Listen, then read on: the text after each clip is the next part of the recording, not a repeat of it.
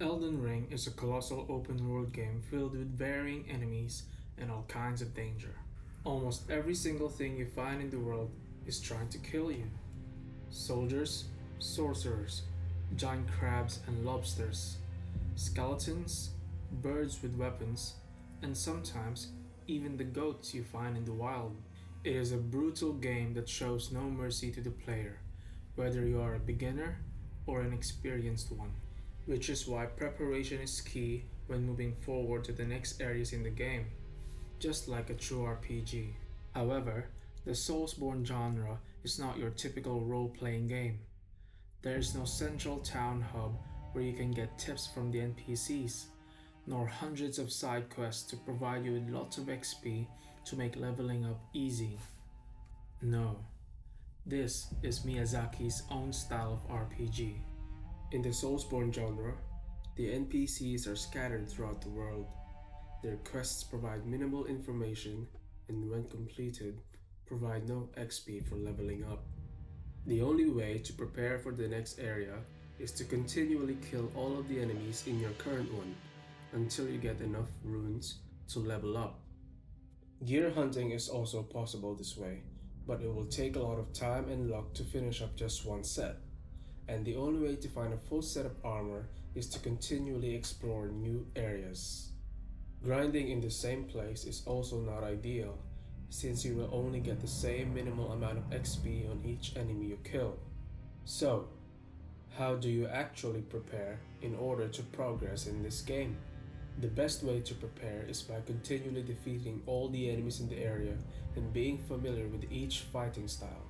By doing so, you will be more familiar with how the enemies in this game fights, since many of them have similar fighting styles, even when you move on to the next area. Having the best possible gear and stats is important, but it all comes down to how you fight your enemy. Memorizing the attack patterns and then responding to the fighting style of your enemy is the best skill to have in Elden Ring. This is where Limgrave comes in, for I think this is one of the best starting areas in the Soulsborne genre. I am praising this place not just because of its incredible scenery, but because of its gigantic expanse and consequently the variety of enemies it holds.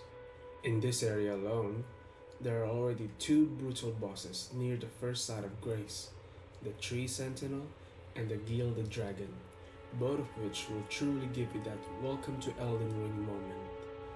Then there are these different kinds of enemies that you will also encounter in other areas of the game, like wolves, knights, those large vampire bats, I'm assuming, gigantic crabs and land octopuses, undead foot soldiers and sorcerers, giant trolls, Dexter's Caden riders, giant Miranda Sprouts plants, and even an NPC invasion. If those enemies are not enough of a training ground, there's also a portal in the Dragon Ruins that takes you to a brutal cave in Caelid, where you cannot portal out unless you finish the area. Speaking of caves, there is a new feature in Elden Ring not found in previous Soulsborne games, where there are a lot of caves scattered throughout the world. Those caves are basically short dungeons with a boss at the end.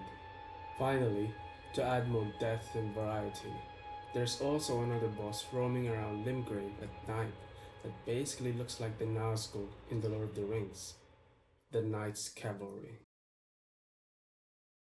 Each of these enemies and bosses have their own unique fighting styles that will enable you to react accordingly.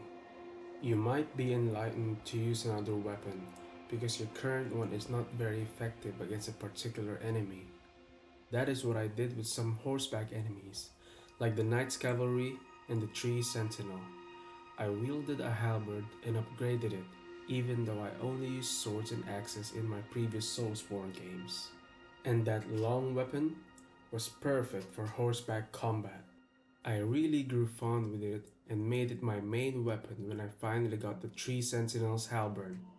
This is the weapon I also found to be incredibly effective with dragons, and I managed to kill them easily instead of using a sword. Those kinds of weapon adjustments will be crucial throughout the game, for there are some weapons that are simply ineffective against certain enemies. In Limgrave, there are these things called Everjails, where you can find unique bosses inside, another feature that can be found throughout the world. It is the best test of combat for the player, which will ultimately lead for the development of better fighting skills. The Crucible Knight is one of the bosses in the Everjails. It was daunting to beat him. It took me countless of deaths before I realized how I can beat this boss, and when I did, it was an amazing feeling. After that, I breezed through the other Everjail bosses in the lands between because I learned how to fight properly due to the countless deaths I received from the Crucible Knight. All these weapon and combat adjustments I made in Limgrave helped me become a better player, a better Tarnished. After killing Dodger the Grafted, I had no problem exploring the area and killing all the new and familiar enemies it holds. Even for the new enemies and bosses I encountered in this area and the next, like the Erdtree Avatar, Renala, Queen of the Full Moon, and Starscourge Radahn, they were not difficult to defeat. Limgrave was truly the perfect starting area in a Soulsborne game.